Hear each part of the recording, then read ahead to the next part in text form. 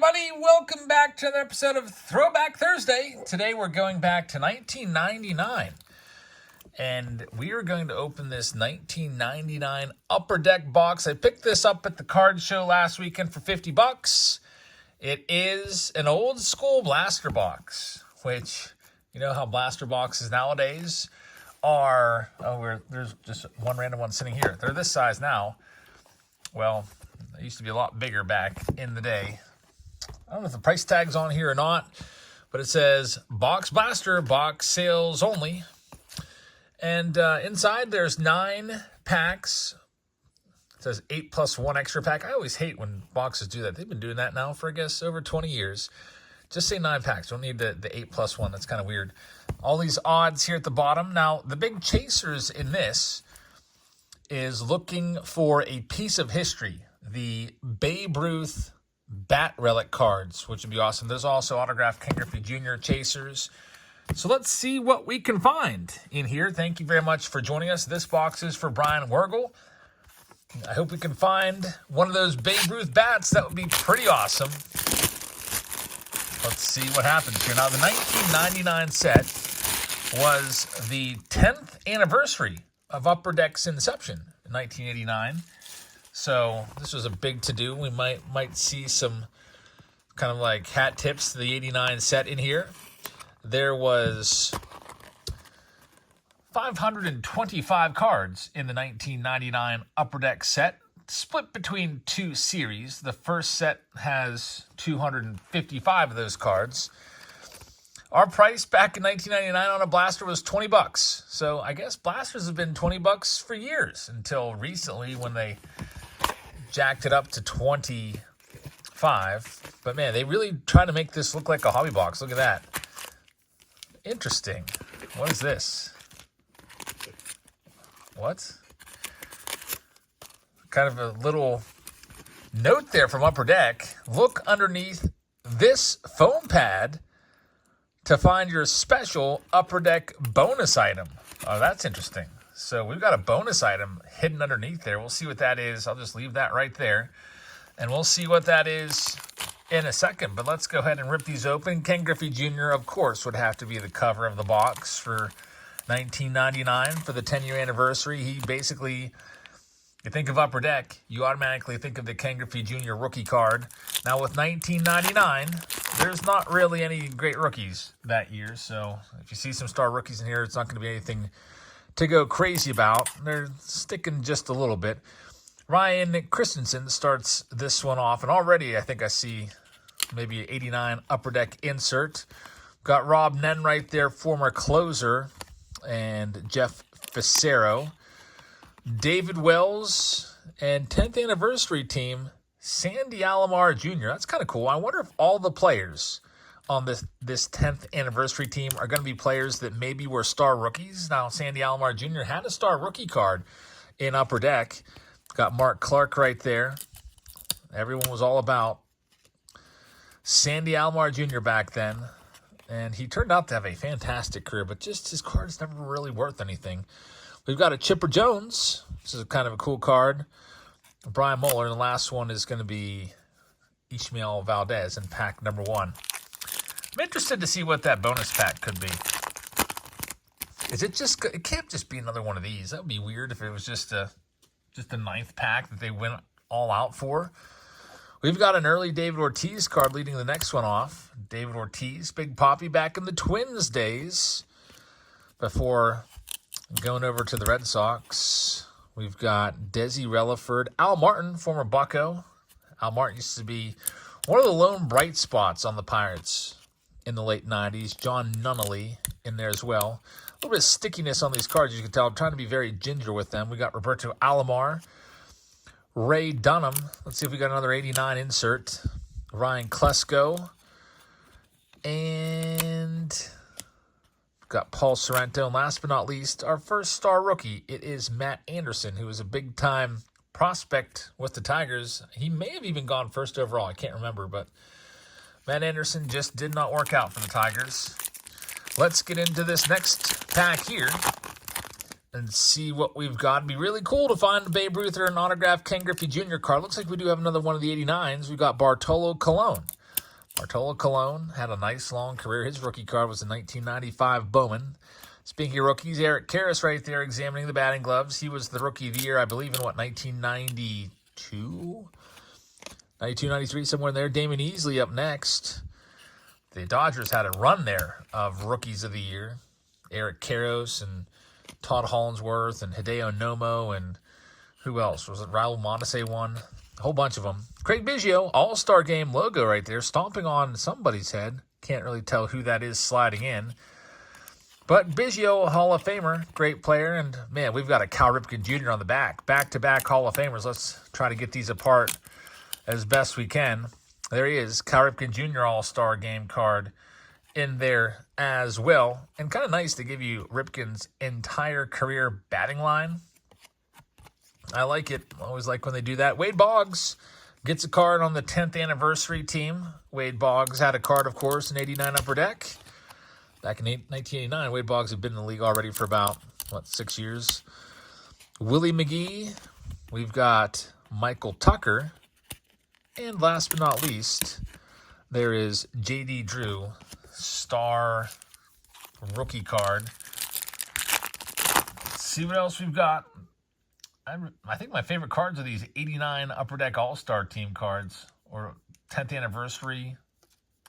We'll see who else. I'm trying to look at the checklist and see if I can find that anywhere. It's got to be on here somewhere, maybe down at the end. Parallels would be under that. Yeah, it's underneath the 30-card set, the All-Star Team of the Upper Deck era from 1989 to 1998. Collectors could make their choice on their ballots. So I guess collectors chose these. What's this? Join the club today, Collectors Club. I never did any of these little offers in these packs. I guess because I was a kid and I never had access to a checkbook. I feel like you had to send in a checkbook or a check back then. And my parents were just like, no way. I think I probably knew not to even ask. We got Nomar Garciaparra leading things off. Brian Anderson is up next in this blaster box. Probably a good thing it's just a blaster and not a full hobby box. We've got an insert. Wonder Years, Tony Gwynn. That's a cool card right there. Tony Gwynn, 1999. Also famous for the year of the Ted Williams All-Star Game at Fenway Park. That moment when all the whole All-Stars all gathered around Ted Williams when he came out to the field. And literally they just everything stopped. Everyone was just talking to Ted Williams about the game. Here we have an insert. 300 home runs, Ken Griffey Jr. So April 98, he got 300 home runs already. That's less than 10 years. He got to 300 home runs. Pretty crazy stuff there. And so he came up when he was so young. He was just like, 18, 19 years old or something like that? And so he got to 300 home runs in his 20s, and he didn't get to 700. That's a shame. We've got Nolan Ryan. Griffey was a guy that was banged up by injuries later on in his career, especially when he went to the Reds. Seemed like it was always the hamstring acting up or something. And not much unlike what has gone on with Mike Trout in the later stages of Trout's career. Trout was lights out for almost a decade and then hasn't really played a full season since maybe 2019. He's been on the injured list for 50% of the games over the last 5 seasons or so. And it's starting to impact his card prices, which, interestingly enough, his card prices reached new heights, never higher, during those seasons when he was hurt. I guess it was fueled by the pandemic. But, man, his PSA 10 rookie card got up to over $3,000 a piece. Now you can get them for about $800, which is crazy. They're back down to less than they were in 2019. Got Matt Lawton right there. Brett Tomko. Next up, we've got Ryan McGuire. Mike Caruso. I barely remember that name. In the last card, it's going to be an insert of Ivan Rodriguez. So there's just 2 packs left here. And then we've got this special little treasure hunt underneath. What is this? Did they try this before, a different year, and they just didn't tell people? And so collectors were throwing away their bonus pack like without even realizing it. So they had to make sure they put that giant thing there. And this is, it'll be interesting to see what the heck this bonus pack is. It better be something nice. Now, I do know that in hobby boxes of this are pretty expensive. Well, definitely way more than $50, but there's an insert of, what do we got here? Travis Lee, who was a big-time prospect back then. But the hobby boxes have a really cool wrinkle to it. You get 24 packs in a 99 Upper Deck hobby box, and guess what one of the packs is? There's Larry Walker right there, holding up the slide, saying, don't slide, stay up. But anyway, it's a pack of 89 Upper Deck. So I think that's pretty awesome. Like imagine, let's say in, I don't know, 2031, in 7 years, they do the 20th anniversary of 2011 Topps Update, and like every jumbo box has just a hobby pack of 2011 Update in there. Go after the Mike Trout rookie. That would be pretty awesome. That was a good idea. And it also makes you wonder exactly how many packs did they make of 89 Upper Deck that are still out there unopened. We got Brady Anderson. We all know that that 89 Upper Deck Griffey Jr. was printed to the moon, and it's very, very tough to get a PSA 10 on it, which is why it's still pretty valuable, because people have speculated that PSA is kind of keeping the pop in check on that 89 Upper Deck Griff. Tony Gwynn, 10th anniversary team. Man, Tony Gwynn, one of the greatest hitters that ever lived during our lifetimes. Billy Wagner might get into the Hall of Fame. Next ballot, we'll see. Got Jose Guillen. We've got a special report of Bartolo Colon in the final card.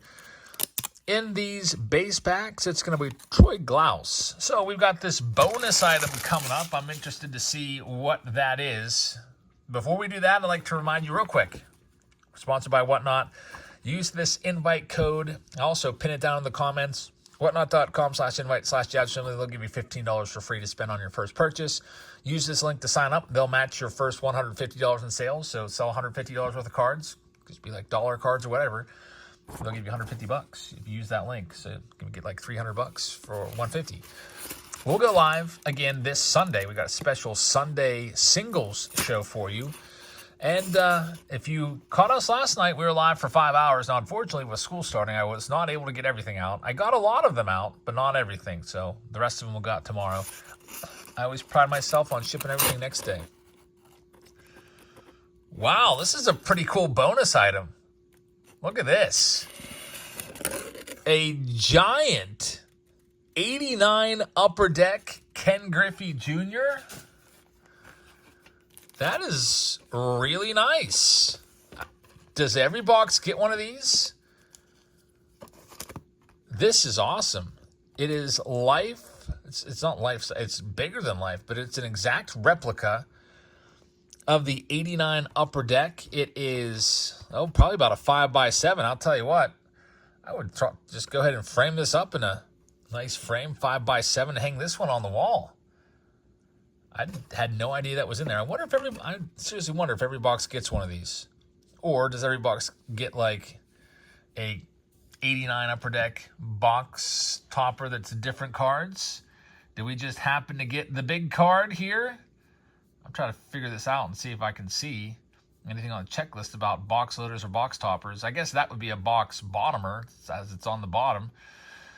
Okay, I did find some information on this. It's called 89 Griffey Jr. Rookie Jumbos. Here's what the explanation of this card is, and also there's just a bonus pack down there. It says, it's unclear exactly how these reprints of Griffey Jr.'s landmark 89 Upper Deck rookie card were distributed. Any assistance would be appreciated. So this website I'm using, Baseball Cardpedia, doesn't even know where these came from, but we just discovered. Looks like they were a Blaster Box exclusive.